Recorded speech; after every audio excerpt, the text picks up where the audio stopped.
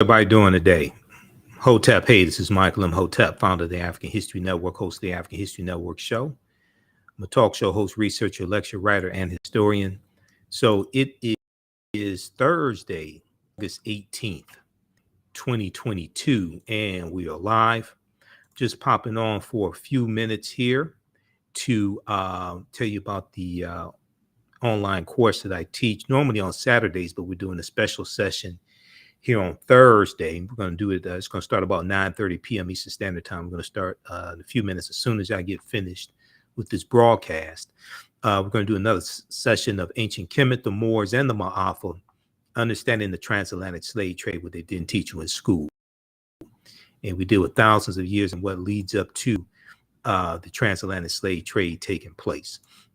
So in last class we dealt with some of the history of the Moors, going into the Iberian Peninsula that they know as Spain and Portugal, 711 AD, and they go in under General Tarif in 710 AD, and then General Tariq Ibn Ziyad goes in 711 AD and conquers the southern portion of the Iberian Peninsula. So in today's class, we're going to get into more dealing with Christopher Columbus.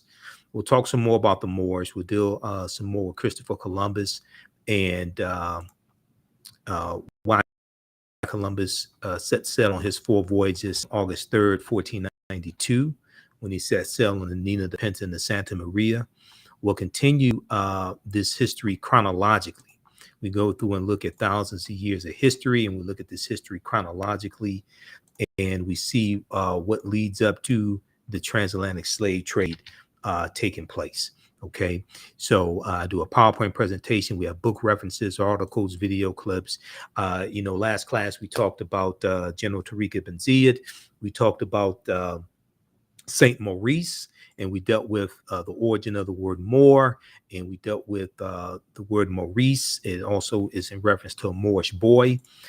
We talked about Mauritania meaning land of black-skinned people. We dealt with how Saint Maurice became a patron saint to Germany as well, when his troops refused to kill Christians.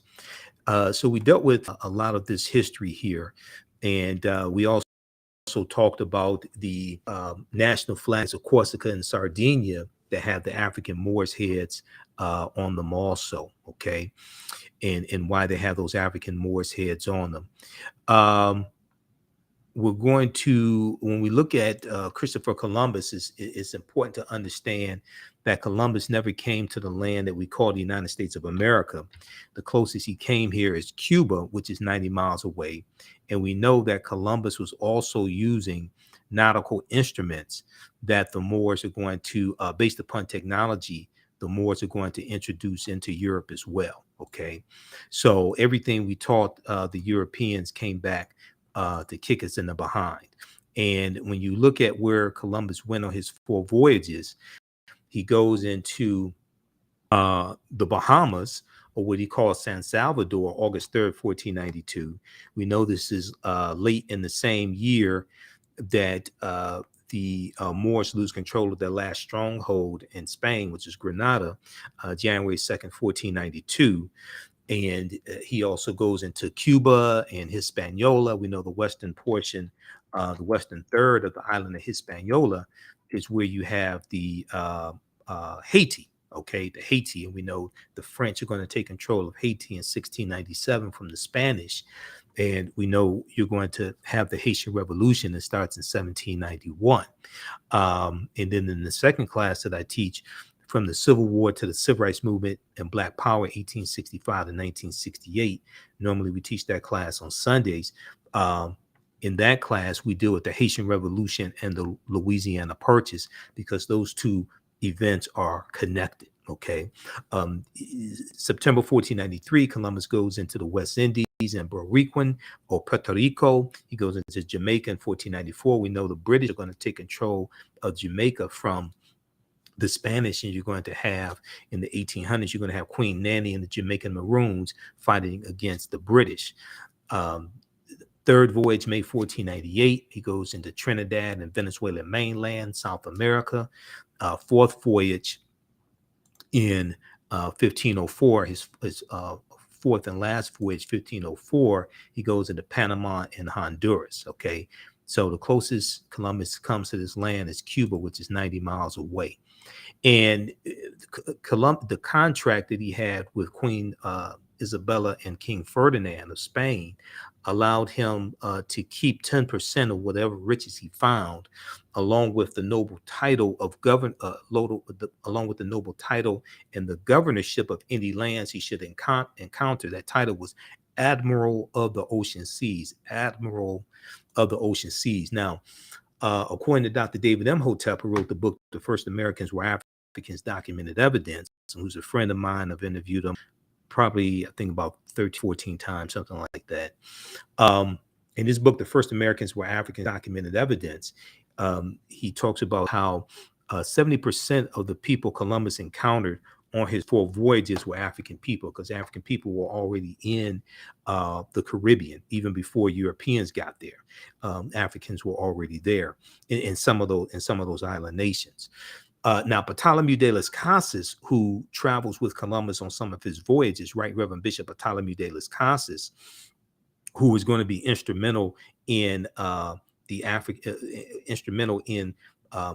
Africans only being, or Africans exclusively being enslaved by the Spanish. He estimated that Columbus was responsible for the murder of 12 million to 25 million indigenous people. 12 million to 25 million indigenous people. Okay. So in our next class, we're going to look at some excerpts of Christopher Columbus and the African Holocaust, Slavery and the Rise of European Capitalism by Dr. John Henry Clark. As well. That's one of the books that we reference in the class. You don't have to buy any of these books to follow along in the class. We show you those excerpts usually of the books. Okay, so we go through and look at thousands of years of history. We do the sessions live. All the sessions are archived and recorded. You can go back and watch them anytime. And this is just a very, very short timeline of history. There's a much more extensive timeline of history that we look at that looks at thousands of years of history. But we look at 1419, Prince Henry, the navigator of Portugal, begins sending expeditions to explore the West African coast. 1441, right around 1441, actually. Some sources say 1444, others say 1441. Portugal starts to buy Africans from West Africa and establishes the first leg of what becomes known as the triangular trade. And the triangular trade is really formulated by Great Britain when Great Britain gets involved in the transatlantic slave trade in 1562 with Sir John Hawkins. And you're going to have Anton Gonzalez, who's Portuguese, who basically, we look at the start of the transatlantic slave trade with him going into Mauritania in 1441. The doctrine of discovery, or Dum Diversas, 1452. The Papal Bull of 1455. The Pope addresses Spain and Portugal and tells them, "I now order you to reduce to servitude all infidel people." 1482, we see Christopher Columbus involved in the transatlantic slave trade in 1482, 10 years before he set sail on his first of 4 voyages.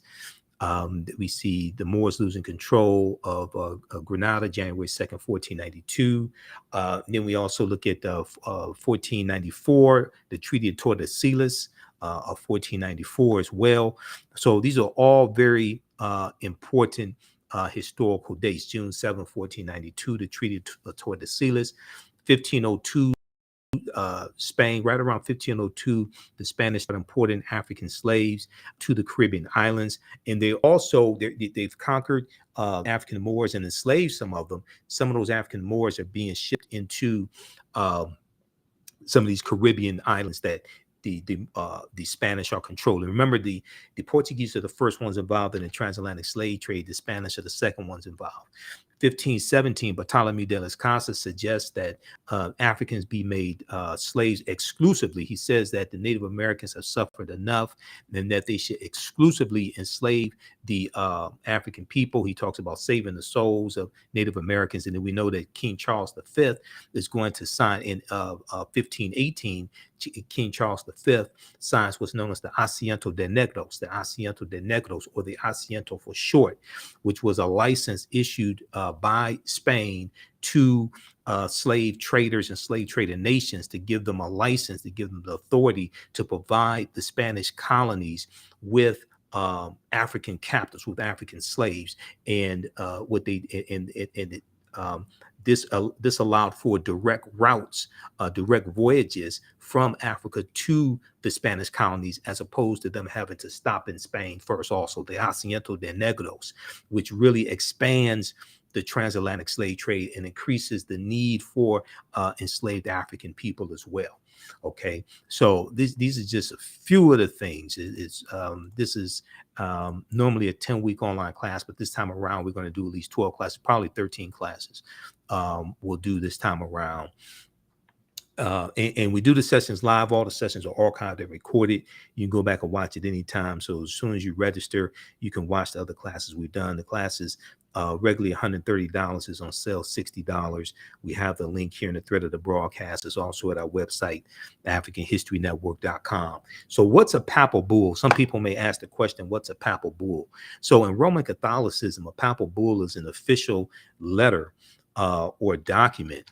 The name is derived from the lead seal, bulla, B-U-L-L-A, the lead seal, traditionally affixed to such documents. Since the 12th century Common Era AD, it has designated a letter from the Pope carrying a bulla that shows the heads of the apostles, Peter and Paul, on one side of the Pope's signature, on one side, and the Pope's signature on the other side. So this is what a papal bull is. Okay, it's an official letter or document coming from the Pope.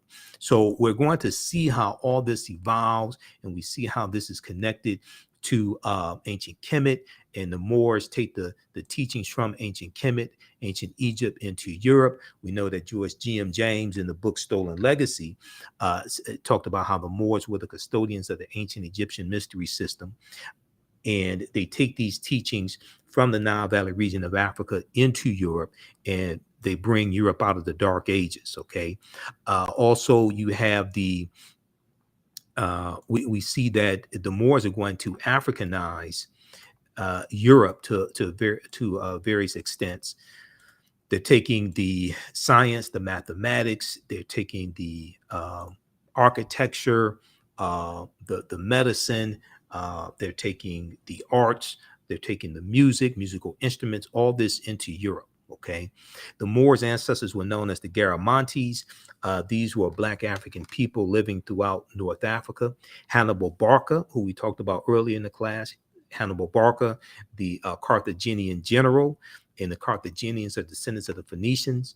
Hannibal Barca was Garamanti, as well as St. Augustine. Okay, so we're going to see how all this history comes together, how all these historical figures that we've heard about during different periods of history come together. We'll look at different African civilizations, whether it's Axum, whether it's Numidia, which existed from about 202 BC to 46 BC. We look at the Great Zimbabwe as well, ancient city of Great Zimbabwe, and other African civilizations also. Definitely Carthage, that's extremely important. Looking at Carthage, which was destroyed by Rome in 146 BC. You have the 3 Punic Wars that we talk about in the class as well. So we go through history and we look at all these different aspects of history. Look at this chronologically. There are over 200 slides in the class. So over 50 articles that I reference. We have video clips, book references, articles. One of the things we do within the class is, why is Christmas celebrated on December 25th? And this was a book that I saw at CVS Pharmacy in 2011 called The Life of Christ, rediscovering how his life, death, and resurrection changed the world, right? And if you read if you read Christianity Before Christ by Dr. John G. Jackson, if you read The World's 16 Crucified Saviors by Kersey Graves, it gets into a lot of this information. On page 55 of this book, this is why I spent $12 for this book because of the information they're dropping on page 55. And this ties into the lectures that I've done dealing with the origins of Christmas and why is Christmas celebrated on December 25th, things like this, right? I've done a 3-hour lecture dealing with Ancient Kemet, the winter solstice, and the history of Christmas. It says on page 55, it says in Christianity's early years, people debated when Jesus' birthday should be celebrated. Some Christians were against observing it at all, as they did not want Jesus compared. They did not want Jesus compared to Pharaoh. And they don't say which Pharaoh. Pharaoh is a title, not a name. Pharaoh or Nasubiti is a title, not a name. Pharaoh and Herod, whose birthdays were commemorated. But in the 4th century Common Era, Pope Julius I made it official Christ's birth would be celebrated on December 25th. Okay, and that was actually it's about 432, right around 432 or so, Common Era, that Pope Julius I declares that Christmas be celebrated on December 25th. Okay, and then later he's going to state that Jesus' birthday is December 25th. Okay, now what I say may go outside the circumference of some people's awareness. Just because you disagree with it or don't like it does not mean it's not true. It just means you have to do some research to understand what I'm talking about. Okay, so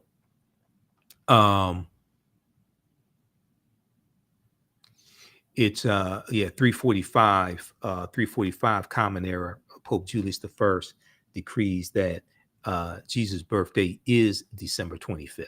Okay, but he had no evidence to base this upon. Now, I have the book here somewhere. Hold on. Yeah. What the hell is it? Okay. This is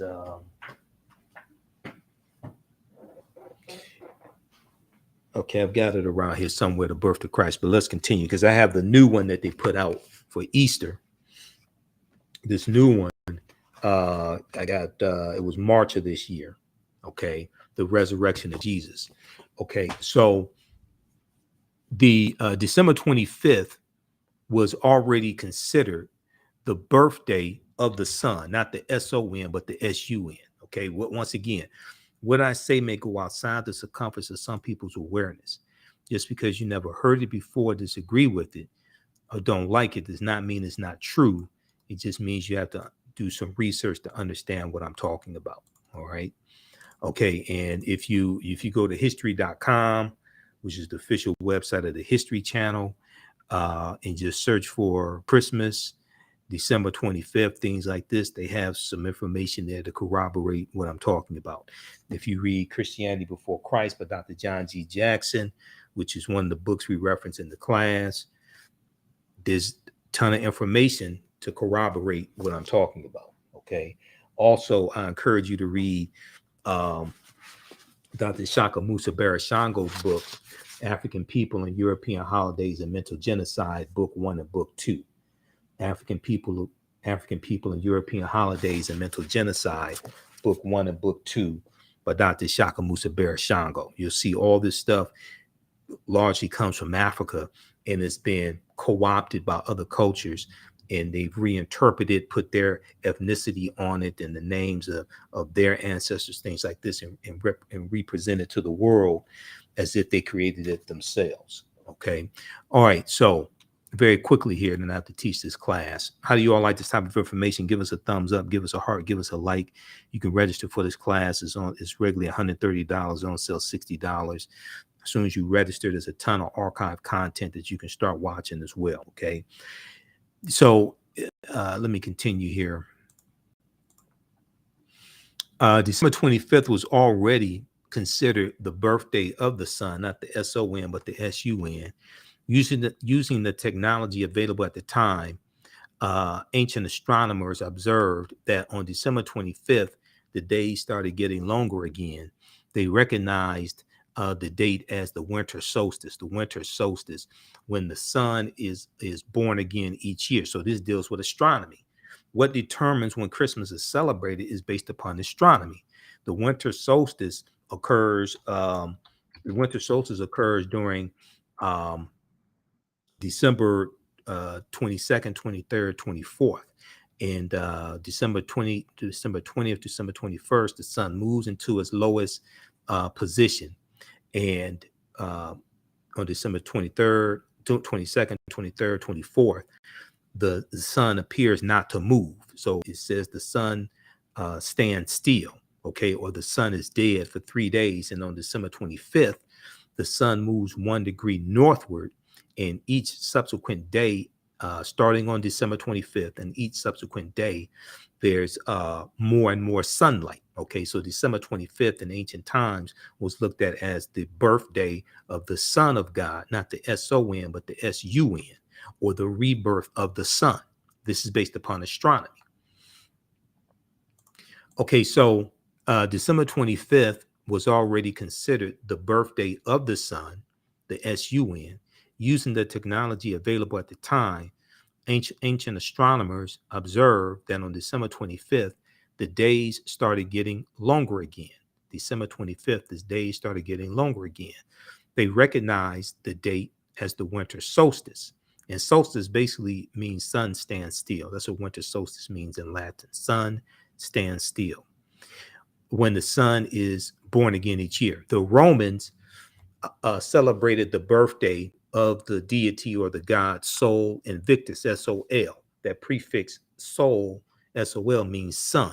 Sol Invictus, which means unconquered sun. The Romans celebrated the birthday of of Sol Invictus on December 25th.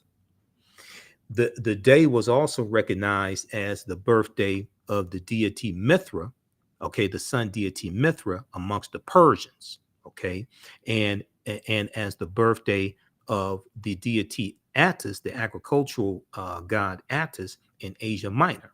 By choosing December 25th as the birthday of Yeshua, because the letter J did not exist until 1630 AD. Okay, look at the letter J in the dictionary, especially an etymological dictionary. It takes you back to the Hebrew Yeshua with the Y, because the letter J didn't exist until 1630 AD. The letter J is derived from the letter I. So by choosing December 25th, the church avoided upsetting the masses. No one wanted their festivals canceled. So the church simply combined this new Christian holiday with pagan traditions. Okay. So this is from page 55 of The Life of Christ, put out by the American Bible Society. This is the 2011 edition, put out by the American Bible Society and distributed by Time Life Books, Time Home Entertainment. All right. So they came out with a new edition, not the singing group New Edition. They came out with a new edition, The Resurrection of Jesus. Now, this was in time for Easter, okay, Easter. And Easter celebrated on the first Sunday following the first full moon following the vernal equinox. This is what determines when Easter is celebrated. Based upon the Gregorian calendar introduced in about 1583, coming out of the Third Council of Trent, which is about 1582.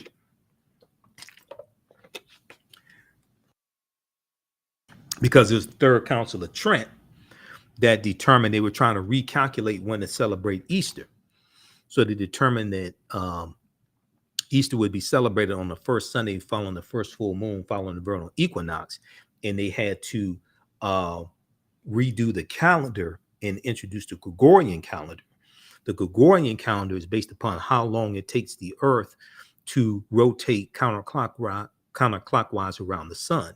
It takes 365 days, 5 hours, 48 minutes, and about 46 seconds. That's your solar year. Okay, that's how long it takes the Earth to rotate around the sun counterclockwise.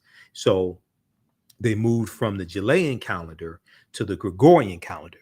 That was a result of the Third Council of Trent of 1582 AD, which was one of those 21 ecumenical councils that changed the way, changed how Christianity was practiced and what people were taught, what they believed when it came to Christianity, going back to the First Council of Nicaea in 325 AD. Now, what's interesting here in this one, the resurrection of Jesus, which came out in this came out in 2022, came out this year, 2022. They have a section here because they've been getting backlash. I know they've been getting backlash because of what they put in the 2011 edition that deals with the life of Christ. Because in the next edition of the life of Christ, that informational page 55, they took out of there. Okay, the information was correct, but a lot of people can't handle the truth. So what they did, so what they have here in this one, page 67, is they have this little inset right here. It says pagan mythology. It says pagan mythology and resurrection, the differences. So they have to address it because I know they've been getting so much backlash, and I've been using these sources that they put out to really expose what's going on. The videos of me going back to like 2011. I did one. I spoke with one of my teachers, Professor Kabahai Kamane. We did a lecture together in was that Washington D.C. something like 2012. But it says pagan mythology and resurrection, the differences. Okay, so they reference Asar, Aset, and Heru, who the Greeks called Osiris, Isis, and Horus. And we deal with all this in the 12-week online history class as well. And take all this back to Ancient Kemet and show you the relationship between Ancient Kemet, Ancient Egypt, the Nile Valley region of Africa. We show you the relationship between that and the United States and the formation of the United States and the founding fathers, because 50 of the 56 signers of the Declaration of Independence were Freemasons. Okay, so they say it has become commonplace to argue that Jesus's resurrection is simply one more example of a common motif in ancient mythology in which a hero dies and rises again. Advocates of this position point to parallels between Jesus and the Greek gods Attis and Adonis, or the Egyptian gods Horus and Osiris. Okay, well, really, Yeshua, and the story of Yeshua is a combination of the story of Asar, the father, who you see depicted here in the middle, who the Greeks called Osiris, and Horus, Heru, who the Greeks called Horus. Okay, it's really a combination of both, because Heru wasn't the one who was resurrected. Is Asar or Osiris, who's resurrected after he was killed by his brother Set. His brother Set killed him and cut up his body into 14 pieces. 13 of the pieces were recovered by Aset, okay, or Isis, and the 14th piece was the phallus, the penis, which was not recovered. So this is why the Tekken, or the obelisk, is erected, okay, to represent resurrection and to represent that 14th piece of Asar's body that was not found. Okay, so it's going to be Heru, who avenges the death of his father and kills his uncle Set, and resurrects his father Asar. Okay, so advocates of this position point to parallels between Jesus and the Greek gods Attis and Adonis, or the Egyptian god Horus and Osiris, but a deeper inspection shows the parallels are forced, and the resurrection account of Jesus bears little semblance to these mythological fables. It's a combination of the story of Heru and Asar. It's a combination of those. And you look at Gerald Massey, he goes through and lays out numerous similarities between Heru and Jesus as well, and the other crucified saviors also. That's why I read the book Christianity Before Christ by Dr. John G. Jackson, or the World's 16 Crucified Saviors. So this goes on to say pagans did not believe in resurrection one early church father and bodily resurrection never one early church father said boldly, resurrection never crossed their mind. Um, the philosophers on Mars Hill mocked Paul for his. Okay, so this is a misunderstanding, because when you look at those other civilizations and things like this, they did have a concept of resurrection. They did have a concept of resurrection because their savior was born again each year, and their savior, their birthday was usually either on or be on or around December 25th, and they did have a concept of resurrection. In Egyptian mythology, Osiris never rose from the dead. He ruled the underworld and served as a living king of the dead. But Asar was resurrected. Yeah, he ruled the underworld, but he was still resurrected. Okay, he was his body was put back together. Okay, the 13 pieces were recovered. His body was put back together, and he's resurrected to rule the underworld. Okay, so he wasn't resurrected to walk on earth, but so what? This is where they got it from. In Egyptian mythology, Osiris never rose from the dead. He ruled the underworld and served as the living king of the dead. The claim that Horus died after a scorpion sting is simply incorrect. He only became ill and was nursed to health by his mother. In Greek mythology, the god Attis was not resurrected. His spirit entered a pine tree, hardly a reasonable parallel. The overwhelming historical evidence of Jesus' resurrection, in terms of eyewitness and firsthand contemporaneous accounts, is a completely different category than legends and fables and mythology. They're really stretching there. They're really stretching there. The overwhelming historical evidence, where's your evidence? They're really stretching it. Where's your archaeological evidence? Would you read Christianity Before Christ by Dr. John G. Jackson? They're really stretching there. Okay, but there are similarities, and he lays them out here in this book. There are similarities. It's not exactly the same, but this is where they get this from, to create the story of Jesus Christ, born of a virgin birth on December 25th to the Virgin Mary.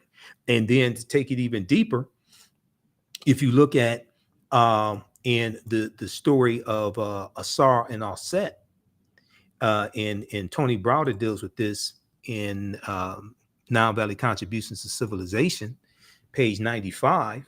Okay, if you look at this, and then I got to get out of here because I'm going to teach. We're going to teach a brief session of this class. How do you all like this type of information? You can go ahead and register for this online history class. It's a 12-week online history course, Ancient Kemet, the Moors, and the Ma'afa, understanding the transatlantic slave trade, what they didn't teach you in school. So we deal with thousands of years of history and what leads up to the transatlantic slave trade taking place.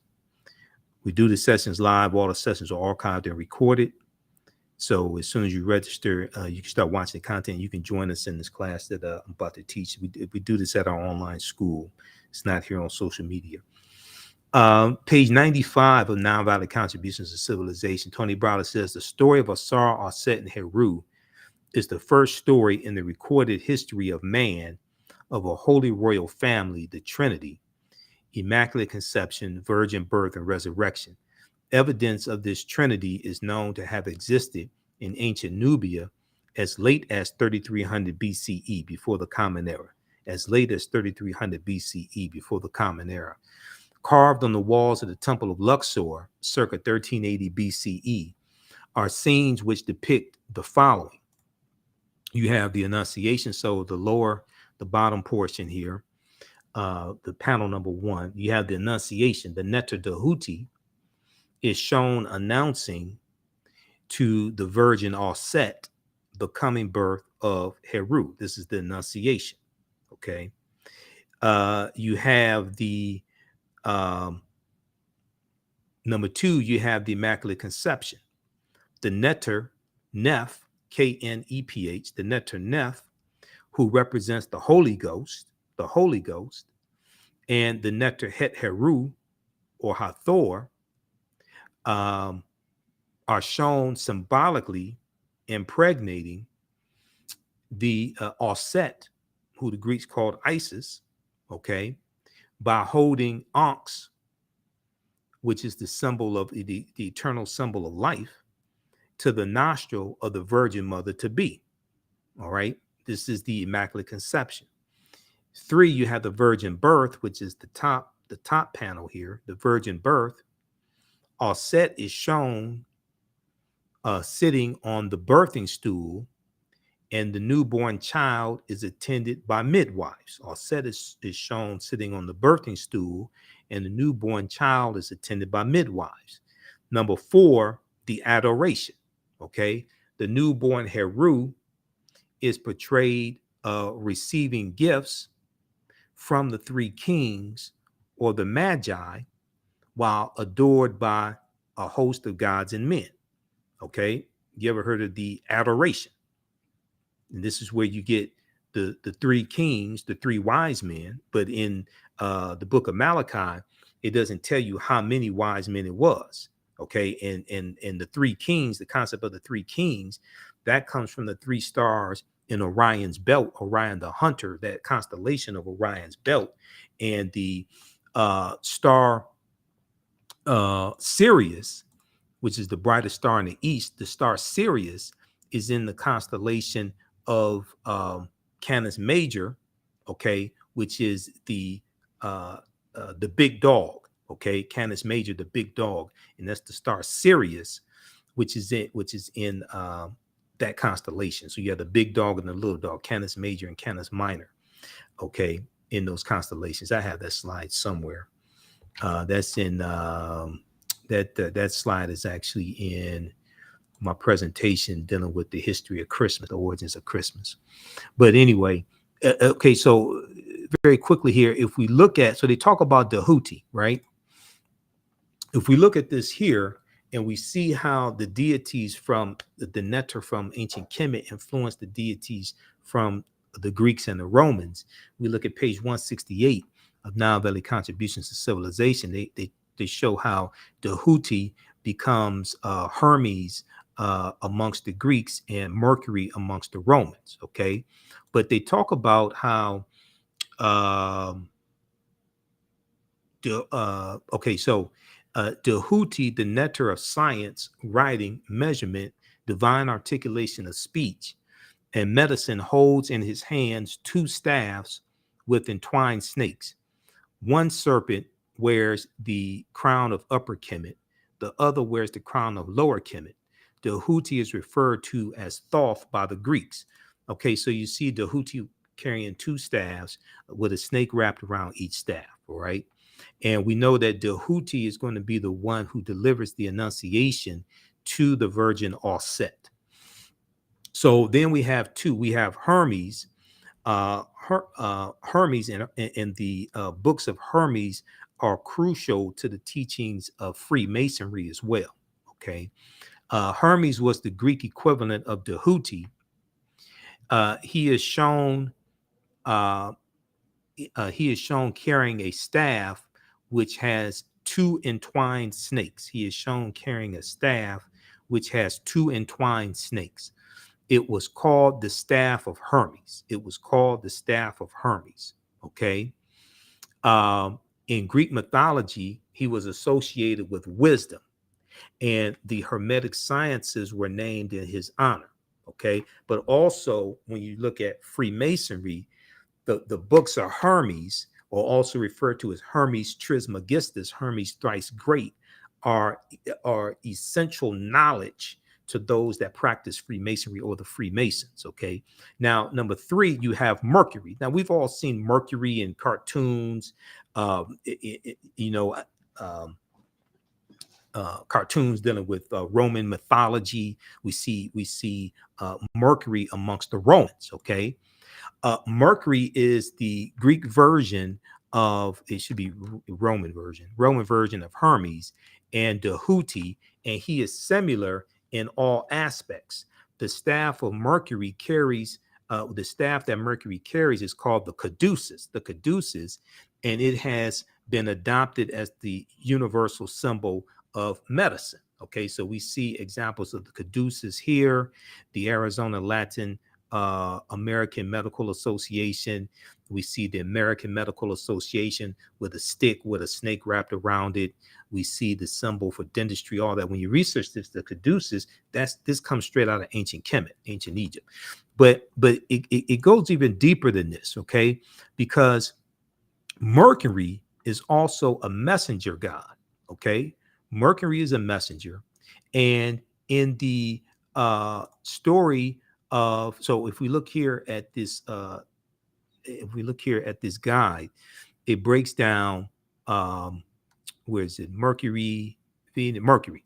Okay, so we see Dahuti, I have it highlighted, Dahuti, Hermes, Mercury, divine aspects of those three deities, messenger of the gods and god of science, messenger, right? So it's Dahuti who delivers the annunciation to the virgin all set that she is going to give birth to Heru. In the Christian tradition, it's the messenger angel Gabriel who delivers to the Virgin Mary that she's going to give birth to Yeshua. Okay, I say Yeshua because the letter J didn't exist. You can, if you take this back to when the Helios Biblos, or the Sun Book, or what you call the Holy Bible, was written, the letter J didn't exist. The English language didn't exist. So his name was Yeshua. Okay, so Gabriel does with Mary what Dahuti did with Osset. Where'd they get this stuff from? You have to Professor Kaba Hiawatha Kamene says to understand the existence of something, you must first understand the pre-existence of existence. To understand Christianity, you have to go back to the Nile Valley region of Africa, and you have to go back to ancient Kemet, ancient Egypt. This is where this comes from. Now, we've been taught to hate Africa. We've been taught to hate ancient Kemet. You deal with the false story of the Exodus. Okay, this may go outside the circumference of some people's awareness. I dealt with this when I did my broke down presentation on dealing with the origins of Easter around Easter time. Okay, and I know many of our people are of the Christian persuasion. Okay, and as I explained to people, I'm not against people who are Christians. Okay, because the word Christ, which means anointed or anointed one, comes from Christos, which is Greek, which comes from the Kemetic karest, K-A-R-S-T, ka meaning spirit, rest meaning to rise. So you have to understand where all this comes from. That takes it back to ancient Kemet. We keep running away from who we are. To understand the existence of something, you must first understand the pre-existence of existence. If we look very briefly here at this article here from history.com, which deals with the Passover, okay? And this is at history.com's official website of the History Channel. Okay, this deals with the Passover, and the Passover deals with the murder of African children also. People don't want to talk about that, but in that area of the world that this is taking place, these were African people. Okay, so if you talk about killing the firstborn child under 2 years old, you ain't talking about killing white children. Okay, you're talking about killing African children. So if you read, this is from the History Channel, history.com. They have a ton of information. This is one of the sources we use. We use National Geographic, history.com. There's a ton of sources that we use in these classes that I teach. And I've been teaching this class since 2017. It has expanded exponentially. They talk about the Gregorian calendar, okay, right here. And we know the Gregorian calendar is a result of 1582, when Pope Gregory the 13th introduced, he introduced the Gregorian calendar, and that is a result of the Third Council of Trent of about 1582, the Third Council of Trent. All right, but if we look at and this goes through and explains why the Gregorian calendar was created, and the concern Pope Gregory, because this concerned Pope Gregory because it meant that Easter, traditionally observed on March 21st, fell further away from the spring equinox or the vernal equinox. Vernal is Latin for spring, uh, with each passing year. Also, when you look at the constellation of Virgo, the zodiac symbols, the zodiac sign, and the constellation of Virgo. Virgo in Latin means virgin. Virgo in Latin means virgin. All this stuff is connected. It goes through various cultures, but it still maintains a lot of its original essence. All this connected. Okay, so read this here. They go through it and break this down. They explain leap years like this, and this was a result of the Third Council of Trent. In 1582, when Pope Gregory XIII introduced his Gregorian calendar, Europe had adhered to the calendar, first implemented by Julius Caesar in 46 BC. As I said, they were using the Julian calendar before the Gregorian calendar was introduced. Since the Roman emperor's system miscalculated the length of the solar year by 11 minutes, the calendar had since fallen out of sync with the season. So they were celebrating Easter further and further away from the vernal equinox as time went on, going from 46 BC up until the 1500s. They were celebrating Easter further and further away from the vernal equinox, which is why they had to recalculate, which is why they had to come out with a new new calendar, which was more accurate, and Easter would fall closer to the vernal equinox. So Easter is celebrated on the first Sunday following the first full moon following the vernal equinox. When Easter is celebrated is based upon astronomy. Okay. 6 things you may not know about the Gregorian calendar. This is at history.com. So a lot of this they don't teach you in church. Some churches may, but a lot of churches, they run away from stuff like this. You have to ask them why. We created astronomy. Why are we running away from what we created? Okay, so if you scroll down the article Passover, you scroll down and they talk about Moses and all this stuff you see in the movie 10 Commandments with Yul Brynner and all this stuff. Okay. Now there's a different, okay. Let me give my disclaimer once again. Okay, first of all, we have to understand that world history and religious literature are two entirely different things. World history and religious literature are two entirely different things. World history is in world history books. Okay? World history is in world history books. Religious literature is in religious literature books. All right. When you look at religious literature, this may go outside the circumference of some people's awareness.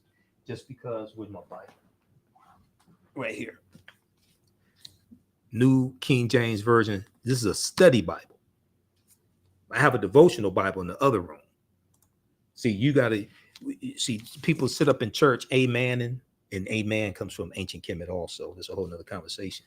See, the difference between a study Bible and a devotional Bible. I have a devotional Bible, King James devotional Bible. That's about 450 pages. My New King James study Bible, this is 2,000 pages. And the study Bible has additional information, annotations, word definitions, things like this. The study Bible, this is what when you go to Bible study class, this is what you take the Bible study class. You don't take a devotional Bible. You have to get a study Bible. But you have to understand the difference between the two. Okay? If we read from a study Bible, okay, as opposed to just listening to what the pastor says and just hallelujah and praising God, things like this. If you actually research this is why you need a study Bible. The study Bible also came with a CD-ROM as well. It came with a CD-ROM, comes with maps, all this stuff in the back of the book, comes with maps, everything. And it came with a CD-ROM also. I bought this, years ago. When did I get this? April 5th, 2009. That's when I got this. So, it came with a CD-ROM. This is for studying. Okay. That's the difference. We all need to, if you read the Bible, you need to get a study Bible. This was $40 when I got it. I got this from Borders Bookstore. It was $39.99 when I got the book. Okay. It was $39.99 when I got the book in 2009. You probably get it cheaper on Amazon or something more. First check with your local African-American bookstore. All right, but we have to understand the difference, because if we understood the difference between a study Bible and a devotional Bible, it'll clear up a whole lot of confusion. Number one, world history is in religious literature. World history is in world history books. Okay, you ever wonder why, when you go to historical museums, like museums that deal with world history, okay, and they deal with ancient Kemet, ancient Egypt, they deal with China, they deal with they may have some history dealing with Mesopotamia and things like this. You ever wonder why, when you go to world with like historical museums, especially dealing with ancient history, you don't see biblical characters in like ancient museums, world history museums? Generally speaking, they may have a biblical section, which is probably going to be rare and strange. But if they have the biblical section, most of what they're going to say is according to the Bible. According to the Bible, it says this. According to the Bible, Moses did this. Notice in the Bible, they don't talk about the years that any of this stuff happened. In the original text. I'm not talking about the annotations. I'm not talking about the notes. In the original text of the Bible, in the 66 books in the original text, notice they don't talk about the years that any of this stuff happened. So they didn't have calendars when the Helios Biblos was written. So this article dealing with the Passover goes through and talks about the 10 plagues. Talks about when Pharaoh, then say which Pharaoh. I don't think they give the name of the Pharaoh. Maybe they do, but usually when they talk about Pharaoh, they don't say which name. Pharaoh is a title, not a name. They go through and talk about the story of Moses and all of this, right? And they talk about the Jews being in Egypt and everything, okay? But then they go through, they get past what's in the Helios Biblos, the Sun Book, the Bible, what you're taught in Sunday school, or what we were taught in catechism school when I was a Catholic, because I was Catholic till I was 13. So we went to catechism school on Saturdays, taught by the white nuns, and they were showing us children's books, that taught about the Bible, and all the people in the Bible they showed were white people. They showed us Moses is white, and Mary is white, and Jesus is white, and Joseph is white, and the 12 disciples is white, all that. It was white nuns showing us white images in the Bible and showing us how holy and how all these people are to be revered. Okay, it's nothing about African people. But anyway, it says for centuries. Now, this may go outside the circumference of some people's awareness. I'm gonna post the link right here. You can read this for yourself. Not attacking anybody's religion. What we should be talking about is how African people, African history, and African spirituality has been attacked. That's what we should be talking about. Okay, so let's look at this here. Questions. They have this section here, the History Channel, history.com, official website of the History Channel. These are Europeans telling you this, what I'm about to share with you. It goes through and says questions of historical accuracy. For centuries, FOR, for centuries, scholars have been debating the details and historical merit of the events commemorated during the Passover holiday. Despite numerous attempts, historians and archaeologists have failed to corroborate the tale of the Jews' enslavement in and mass exodus from Egypt. Historians of different races, archaeologists of different races have failed to corroborate the tale, T-A-L-E, of the Jews' enslavement in and mass exodus from Egypt. Because there's supposed to be about 2 million of them in total leaving Egypt, and it said that they wandered in the desert for 40 years. Okay, number one, if you have a mass exodus like this from a country, is going to leave an ecological footprint. You don't have millions of people that just disappear and there's no evidence of them. there's still going to be archaeological evidence there to this day. You're going to have a massive fluctuations in irrigation, agriculture, things like this. It's going to throw off the ecology. You got 2 million people. Then it said that they wandered in the desert for 40 years. What did 2 million people eat in the desert for 40 years?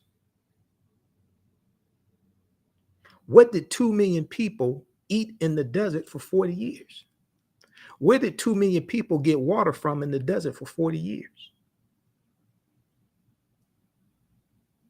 Then, okay, let's continue here.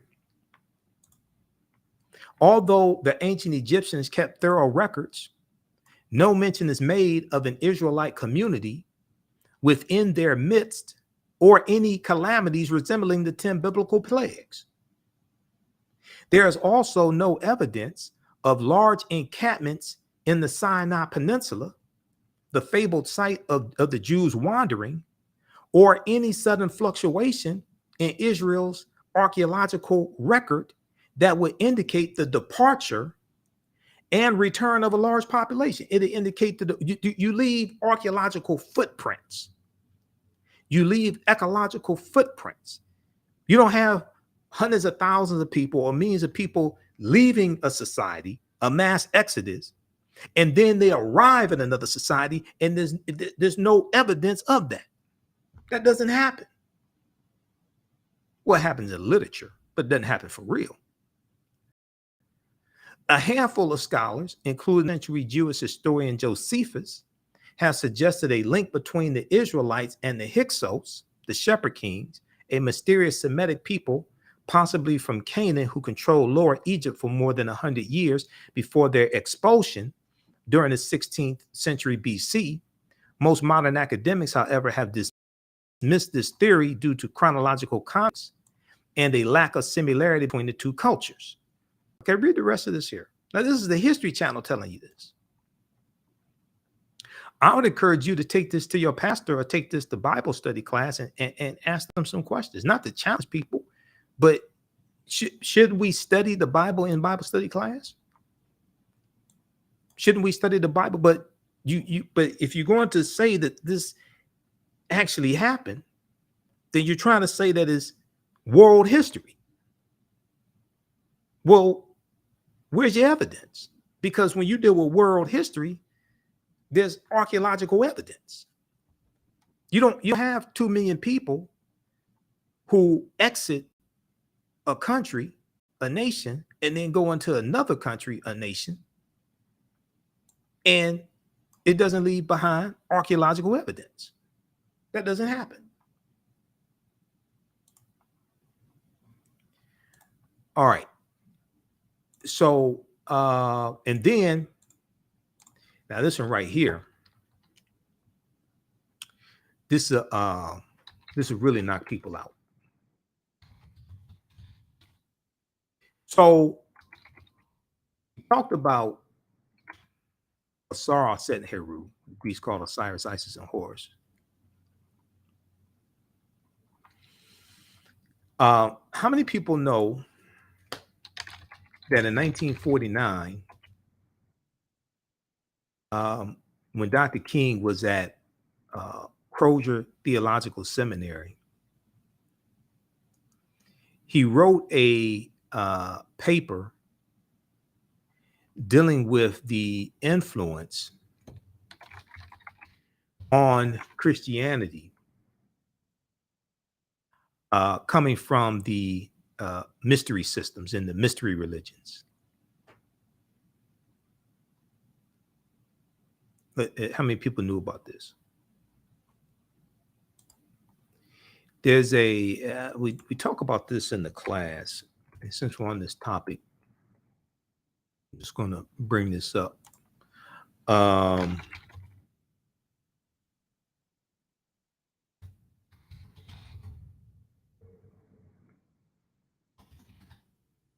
Pull this up here. It's called The Influence of the Mystery Religions on Christianity. This is written by Dr. Martin Luther King Jr., same Dr. King that During Dr. King Day, oftentimes in the media, they lie to us about the legacy of Dr. King. Dr. King was a revolutionary whose legacy is grossly distorted. At Stanford University online, they have the King Institute, Stanford University. So they have a lot of his papers there and things like this that he wrote. The Martin Luther King Jr. Research and Education Institute. 1949 and 1950, November 29th, 1949 to February 15th, 1950, around that time. Dr. King was at Crozier Theological Seminary in Boston. He wrote a paper dealing with the influence of the mystery religions on Christianity. The influence of the mystery religions on Christianity. And he goes through and talks about the influence of Osiris and Isis. The influence of Osiris and Isis, who are Asar and Auset. Talks about the influence of the cult of Sybil and Attis as well. Dr. King was deep, trying to tell people. Dr. King wasn't no punk. Dr. King was deep. Dr. King studied history. Dr. King kept abreast of the developments on the continent of Africa and the African liberation movement. In 1957, when Ghana won its independence, Dr. King went to Ghana for a celebration, and he went to Ghana and met Kwame Nkrumah. And each year on the anniversary of Ghana's independence, he would go back to Ghana. Dr. King had a deep respect for Africa and African history and the African liberation movement. So very briefly here, it says that the Egyptian mysteries of Isis and Osiris exerted considerable influence upon early Christianity. This is Dr. King writing. These two great Egyptian deities whose worship passed into Europe were revered not only in Rome, but in many other centers where Christian communities were growing up. Osiris and Isis, so the legend runs, were at one and the same time brother and sister, husband and wife. He's correct. But Osiris was murdered, his coffin body being thrown into the Nile, and shortly afterwards, the widowed and exiled Isis gave birth to a son, Horus, or Heru. The Greeks called him Horus. Meanwhile, the coffin was washed up on the Syrian coast and became miraculously lodged in the trunk of a tree. This tree afterwards chanced to be cut down and made into a pillar in the place at Byblos. Okay. Now, Byblos is the Phoenician capital where the early Christians go to get the papyrus to write the Bible or the Helios Byblos, okay, or Bublos. All right. Ancient city, Lebanon. We'll look at this briefly here. Then I got to jump off teacher's class. Okay, who still needs to register for this 12-week online history class? Teach Ancient Kemet, the Moors, and the Ma'afa, understanding the transatlantic slave trade, what they didn't teach you in school. We deal with thousands of years of history. This is just a brief overview of the type of information we deal with in the class, because I'm gonna get wrapped up in this session here and forget to teach the class. This is what I do. Okay, so if we look at this here, this tree afterwards chanced to be cut down and made into a pillar in the palace at Bublos, and there Isis at length found it. Now, after recovering Osiris or Asar's dismembered body, Isis restored him to life and installed him as king in the netherworld, the underworld. Meanwhile, Horus, because he takes the position as ruler of the underworld after Horus, Heru, avenges the death of his father Asar by killing his brother Set. Okay, now meanwhile, Heru, having grown to manhood, reigned on earth, later becoming the third person of this great Egyptian trinity. Now, this is Dr. Martin Luther King Jr. writing this. He wrote this in 1949. And the records of both Herodotus and Plutarch, we find that there was a festival held each year in Egypt, Kemet, celebrating the resurrection of Osiris. While Herodotus fails to give a date for this festival, Plutarch says that it lasted 4 days, giving the date as the 17th day of the Egyptian month Hathor, which was Het Heru, the deity Het Heru. The Greeks called it Hathor, which according to the Alexandrian calendar used by him corresponded to November 13th. Other Egyptian records speak of another feast in honor of all the dead when such lamps were lit, which was held about November 8th. It is interesting to note that the Christian feast of All Souls in honor of the dead. Okay, so this deals with All Souls Day and All Hallows Eve. That deals with the origins of Halloween. Okay, it is interesting to note that the Christian feast of All Souls in honor of the dead likewise falls at the beginning of November. Okay, so you have October 31st and November 1st, where the boundaries between the living and the dead become blurred. Okay, according to the Europeans, like the Celtics and things like this. They believe that between October 31st and November 1st, the boundaries between the living world and the spiritual world became blurred. Okay, it is interesting to note that the Christian feast of All Souls in honor of the dead likewise falls at the beginning of November, and in many countries, lamps and candles are burned all night on that occasion.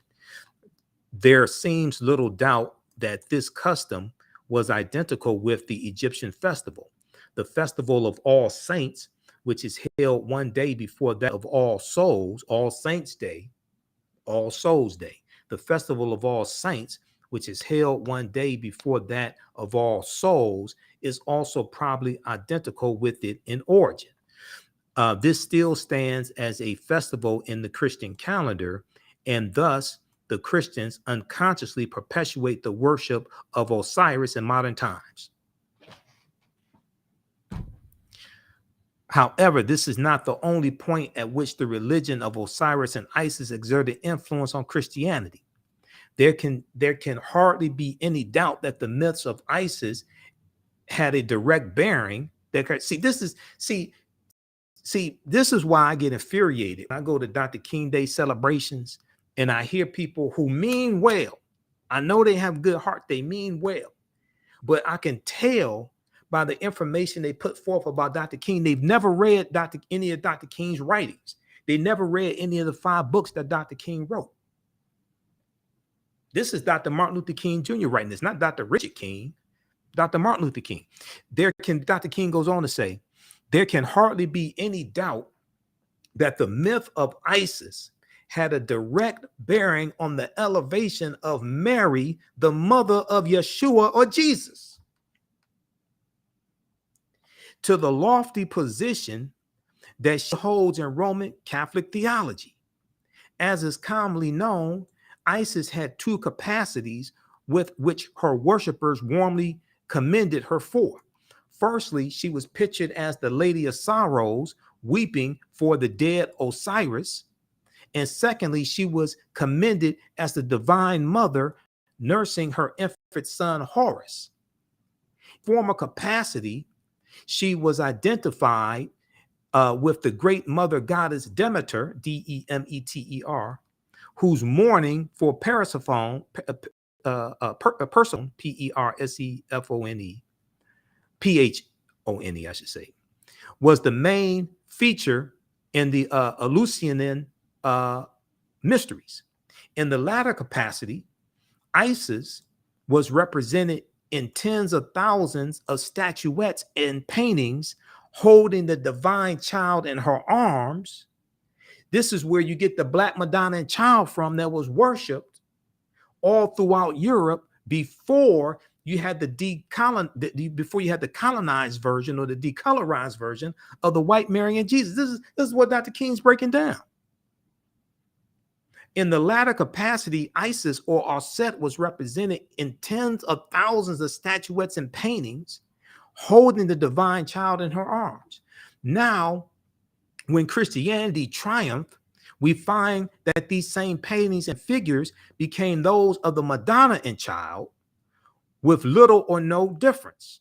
Well, the difference was they became white. He's being modest. The difference was they went from black to white. They went from African to European.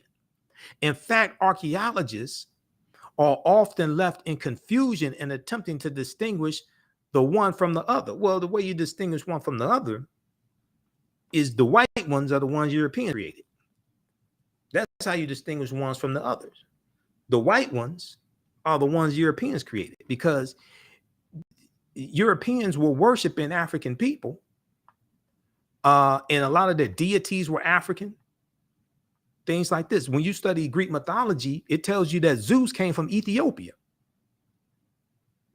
Zeus, who was the king of the gods in Greek mythology, it tells you Zeus came from Ethiopia. Okay, read this full paper here. This is by Dr. Martin Luther King Jr. The I Have a Dream, Dr. King. This is who wrote this. Okay, this is at Stanford University's the Martin Luther King Jr. Research and Education Institute. They have one of his papers there that you can read, because I listen what people say about Dr. King. I tell they have not studied Dr. King. They're just going by just simple Simon nonsense they see in the media. I don't know where they're getting this nonsense from. The influence of the mystery religions on Christianity. Dr. King wrote this in 1949. The influence of the mystery religions on Christianity. Okay, so we take it to this right here. All right, Asar, Aset, and Heru. But we deal with the Black Madonna and Child, which comes from Asar, Aset, and Heru. Okay, and the Black Madonna, the statues of the Black Madonna and Child all throughout Europe that is still there today. As you have a rise in European powers as they're coming out of the Dark Ages, as you come out of the Dark Ages in the 1300s, going into the late 1300s, because you had the Black Death, the bubonic plague, 1347 to 1400. So as they're coming out of the Dark Ages, the early 1400s, and they start to conquer people's lands, and they start to explore and colonize, you're going to have a rise in European powers. You start having a rise in the dominance of the European phenotype as becoming the desired phenotype, as being projected in imagery, in statues, in paintings. Okay, and you have the decolorized version. So it goes from being the Black Madonna and Child to just the Madonna and Child, and you have the decolorized version of it. All right, but when we look at let's see, do I have it here? Okay, so if we look at page 90 or 91, what is it, 90 or 91 of Runoko Rashidi's book, Black Star, the African Presence in Early Europe. And this is a book we use in the class, 90 and 91.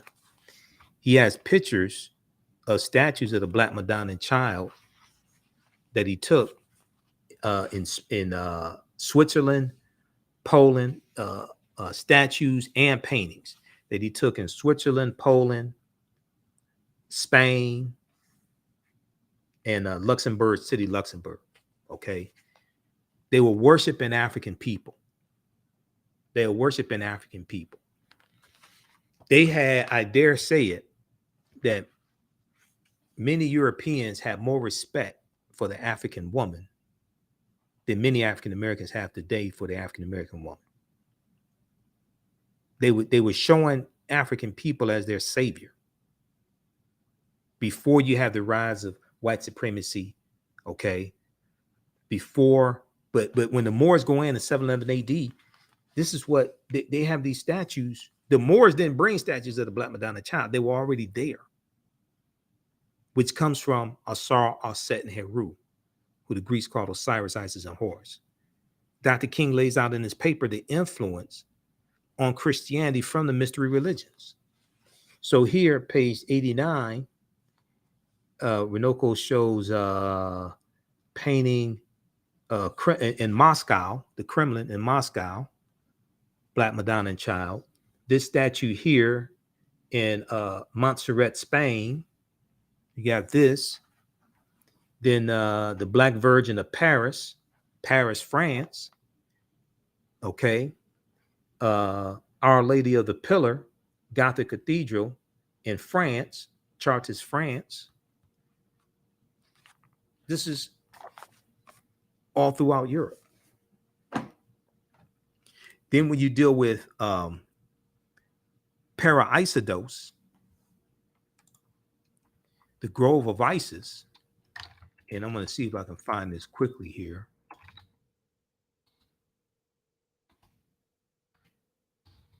This ties into Notre Dame.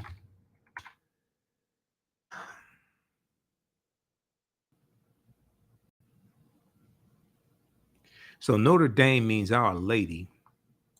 I'm going to see if I can find this quickly here.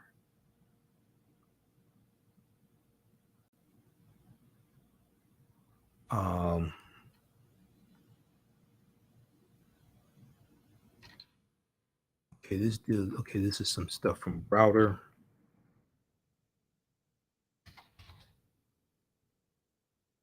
Okay, the African influence. Okay, so this is from brownwatch.com.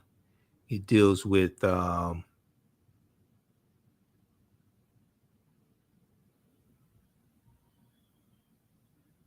me see. I want to find this. Okay, this is some stuff from Browder that I want to find right quick.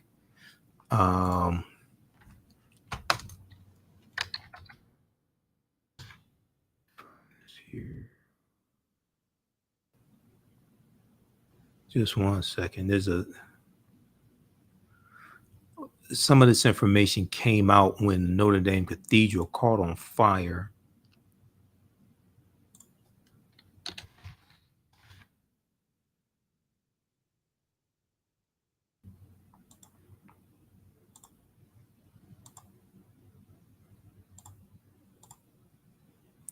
Let me see if I can find this right quick. Hold on. No, that's not what I want.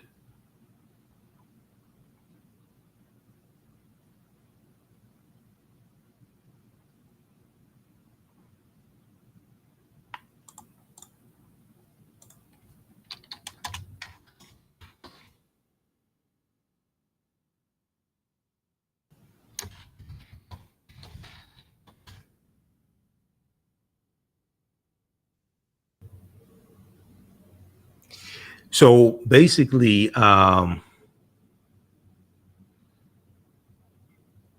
Notre Dame means Our Lady, and the Notre Dame Cathedral was built on the remains of two temples. One of them was dedicated to Isis. Let's see here, the citation that I want for this.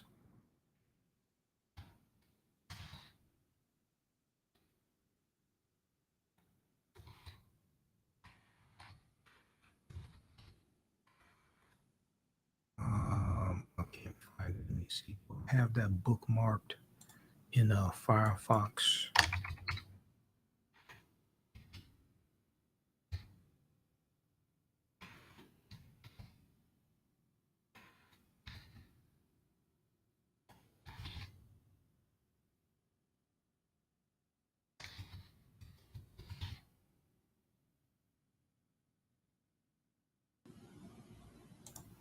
I had some articles on that bookmark, but I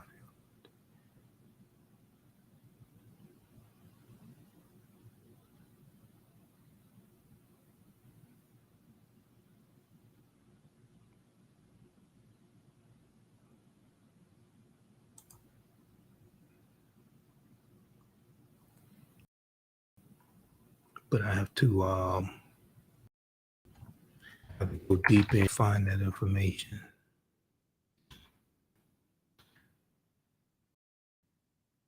When you search for it, they show the terrorist organization.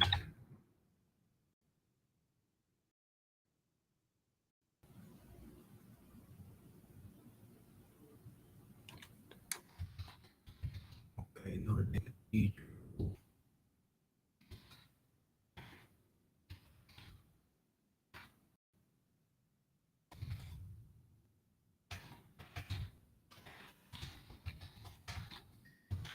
with goddess Isis, not, not the terrorist organization.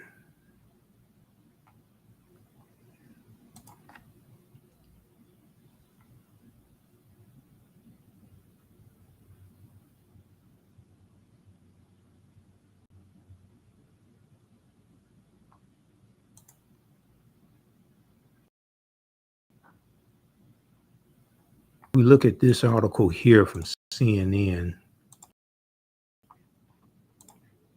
Not of articles. I'm trying to. I had one CNN that talked about how Notre Dame was built on remains of a temple dedicated to Isis. But if we look at this right here,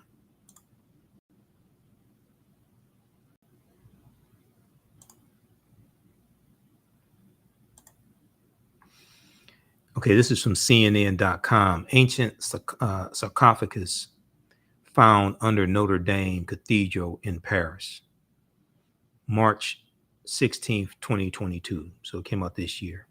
Ancient sarcophagus. Okay, those are the painted coffins. Ancient sarcophagus. All right, they're trying to sell something.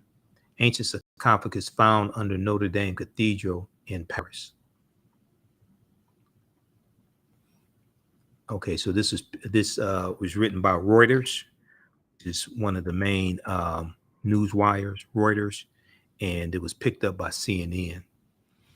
Archaeologists have found an ancient lead sarcophagus under Notre Dame Cathedral, along with fragments of a rude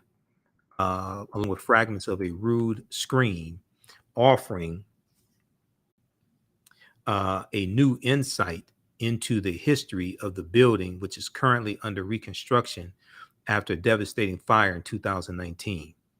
Notre Dame, which dates back to the 12th century AD, commissioned the excavation works inside the cathedral as a precautionary measure before the installation of a scaffolding needed to restore a 100-meter high wooden roof ridge. Okay.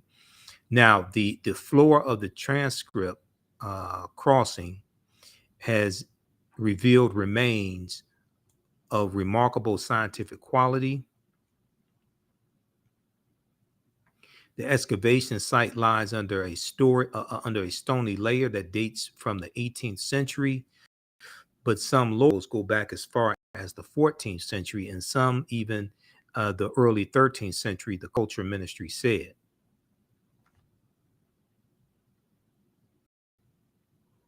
Archaeologists say the lead sarcophagus probably belonged to a high dignitary and said it could date back to the 14th century, which it confirmed would make it a spectacular find.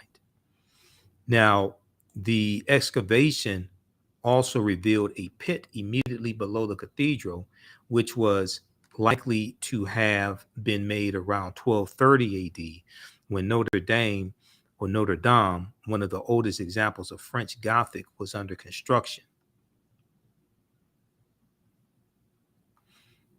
Um,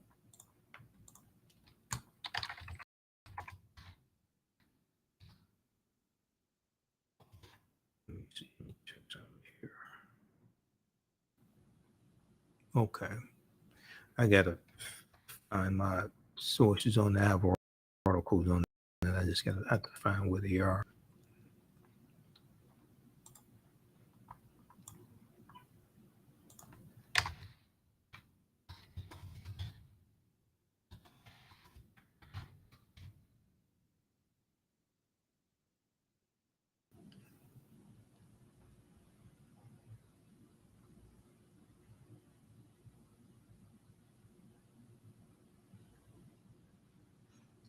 You know what? Let me check Britannica.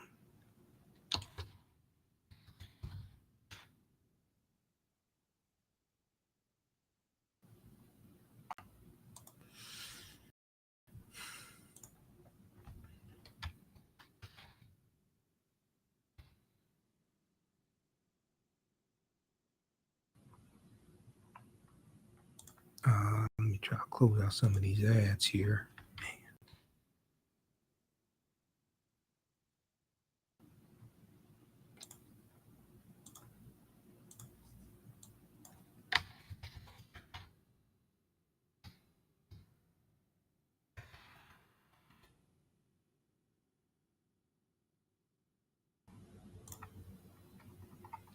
Okay, they have information on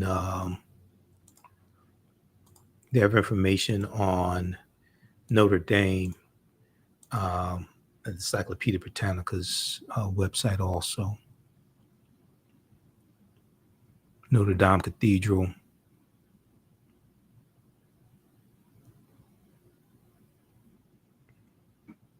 The cathedral was initiated by Maurice de Sully, Bishop of Paris, who about 1160 AD conceived the idea of converting into a single building, larger scale, the ruins of two earlier basilicas. One of those was a temple dedicated to Isis. The foundation stone was laid by Pope Alexander III in 1163, and the higher altar was consecrated in 1189.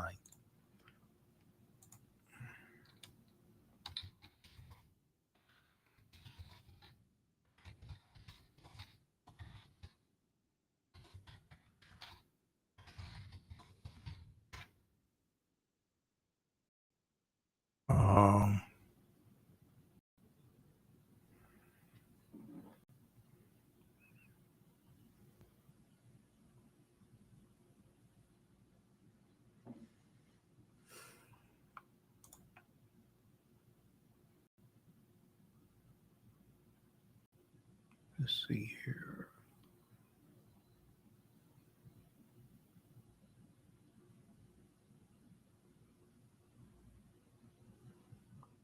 If we look at this, let me look at this source here.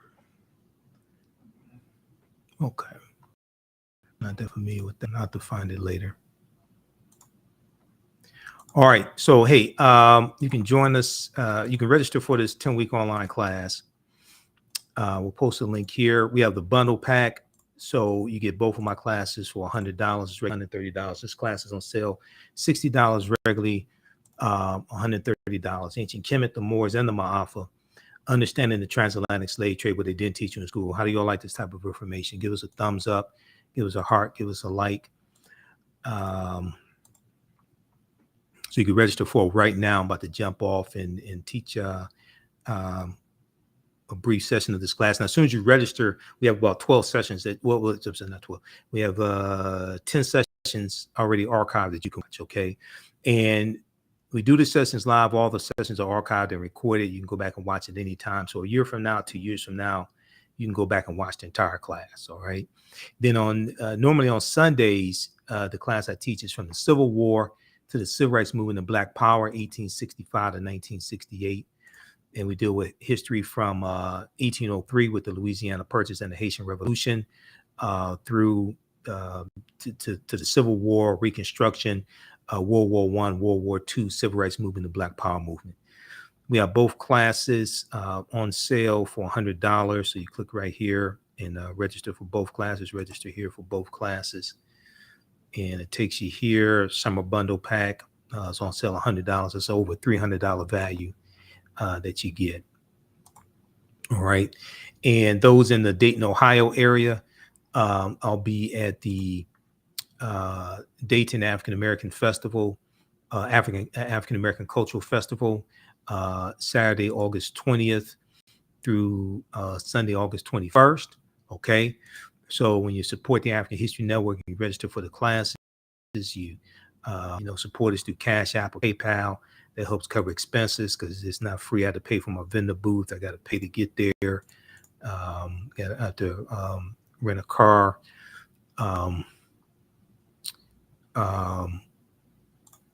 You should have expenses to get there. So I'll be a vendor there. Okay. So you all can come check me out at my vendor booth also. All right. And I'll be doing presentations at my vendor booth. We'll have my DVD lectures there. Let me see. I'm trying to find the website. Where is it here?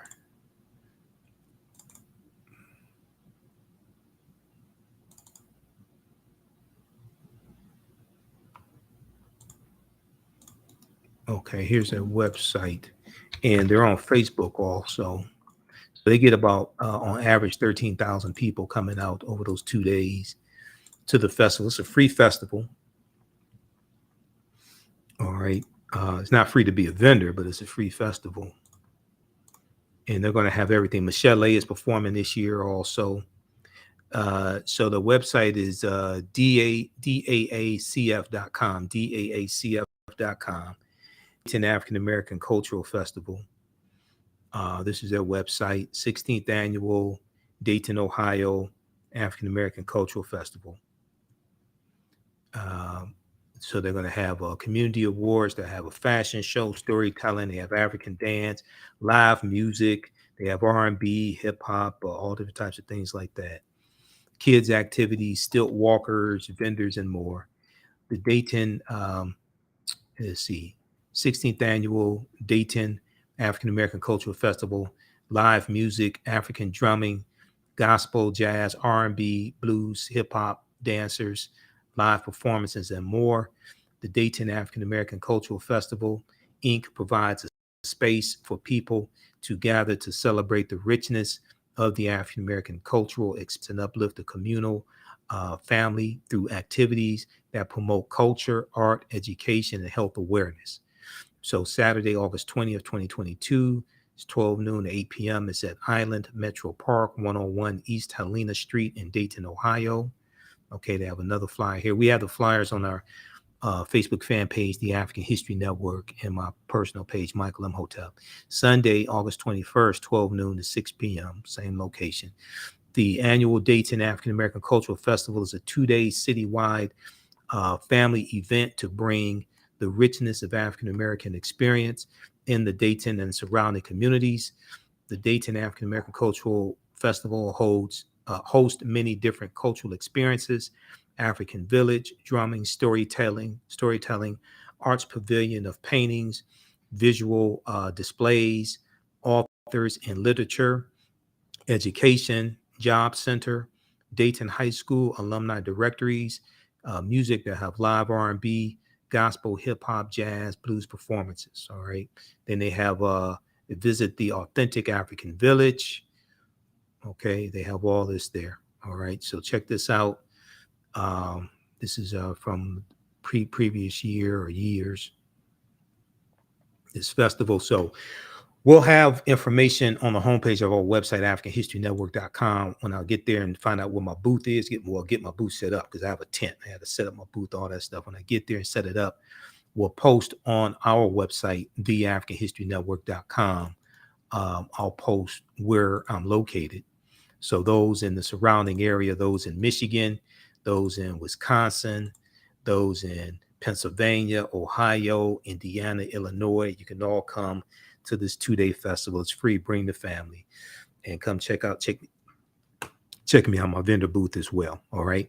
If you want to support the African History Network and what we do, and also this will help cover expenses of running the African History Network, and when I have to travel, like going to Dayton, Ohio, because I have to rent a car as well to do all this. There's a number of expenses. I've already paid for my vendor booth, but I just got to cover other expenses.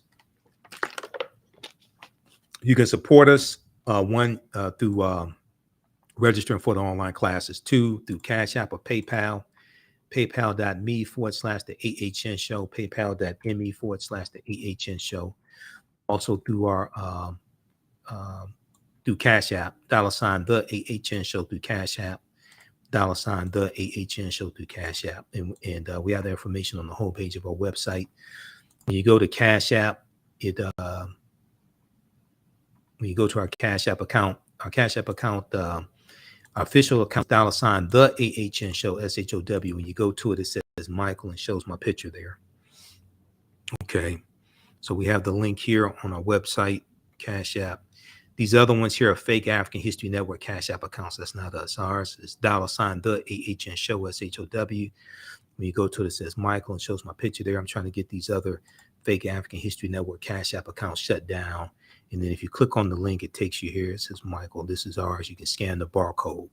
Okay, that's our official Cash App account. So that helps us keep doing the research. It helps when we have to travel. You can scan this right now with your phone, and you can support us through Cash App, okay?